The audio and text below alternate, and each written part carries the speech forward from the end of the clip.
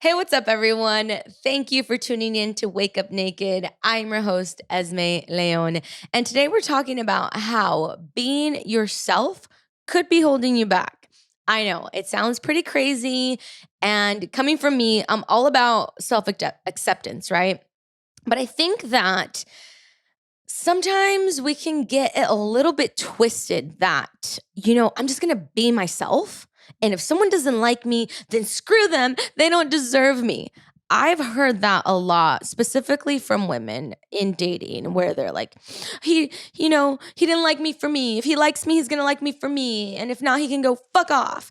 Which, listen, there is some truth to that, right? We have to be able to, quote unquote, be ourselves. However, I think that when we examine that, being yourself means like, I feel something that doesn't take you out of integrity with yourself, right? So, for example, if I am with someone that doesn't like to work out, that doesn't like to move, that, doesn't believe in fitness, that is a problem with my soul, like the integrity of who I am in my lifestyle. So I have to be able to be myself. And some would argue that you could still be yourself, right? You could be with someone that doesn't work out and then you go work out and then they're fine. They're not going to stop you from that, right? But for me, it's super important that I work out, but that I'm with someone that's very health conscious and that also does whatever they like to do as far as movement themselves, right? But I think oftentimes that phrase of uh, I'm going to be myself, and if they don't like me, then fuck them. I think that can be an excuse sometimes to grow. Okay, because being yourself is what has gotten you to where you're at. So that's very convenient for the things that you like, right? Let's say you have a very poppin' career. You got there by being yourself. However, I would argue that you got there by being yourself with certain qualities. Let's say you can't hold a relationship. And every time you exit a relationship, you're like, well, I was myself and she didn't like it or he didn't like it, so fuck them. That's where I think it becomes problematic because now you're using the excuse of, I'm just being myself, air quote, but not examining yourself. What is it about yourself that drives people away? What is it about yourself that, doesn't allow a relationship to flourish? And this is a very tough job. Team, I'm with you. It calls on us taking accountability. It calls on us looking at our shit.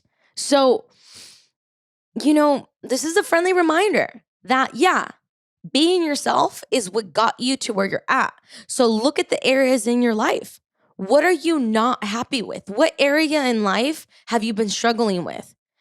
Being yourself is what got you there. So it's time to look at how being yourself is hurting you. And then the second thing I want to distinguish, because this is very important, there are two parts of us. There is the part that operates in this world, right? It's our personality, which some would call being ourselves. It's our personality. It's kind of like the game we play with other people, because the shit you do when you're alone. And the shit you do when you're around someone or people that you want to impress. It's almost like this, we have a personality that we put on to this world, which I'm not saying there's anything wrong with that. I think a personality is very necessary to play this game, to be in this matrix. If a personality is fun, and I hope that you like your personality, and I've been falling in love with my personality, right? I have a personality. But then there is the truest part about us. There's our soul. There's what cannot be seen, what cannot be touched.